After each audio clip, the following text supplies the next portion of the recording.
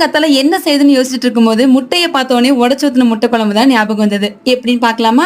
ஒரு மிக்ஸி ஜார்ல 1 1/2 கைப்பிடி ஃபுல்லா சின்ன வெங்காயம், ஒரு 3 கிராம்பு, ஒரு ஏலக்காய், கொஞ்சமா பட்டை, கொஞ்சமா சோம்பு, சீரகம், மிளகு, கூடவே ஒரு 5 6 பல்லு உரிக்காத பூண்டு, கொஞ்சமா இஞ்சி போட்டுட்டேன். காரத்துக்கு ஒரு பெரிய பச்சை மிளகாய், 1/2 டம்ளர் தண்ணி ஊத்தி நல்லா மைய அரைச்சு வச்சுட்டு இன்னொரு பாத்திரத்துல கொஞ்சமா எண்ணெய், நம்ம அரைச்சிருக்க வெங்காய பேஸ்ட், அது கூடவே 2 தக்காளி அரைச்சிருக்கேன், அதையுமே இதுல ஆட் பண்ணிட்டு பச்சை வாசனை போற வரையும் ஒரு கொதி வர விட்டுறலாம். இப்போ மசாலாக்கு மஞ்சத்தூள், மிளகாத்தூள், 2 டீஸ்பூன் அளவுக்கு கொத்தமல்லி தூள், சீரக பவுடர், ஒரு 1/2 டம்ளர்ல இருந்து 1 டம்ளர் அளவுக்கு தண்ணி ஊத்தி இந்த பச்சை வாசனை போற வரைக்கும் கொதி வர விட்டுறலாம்.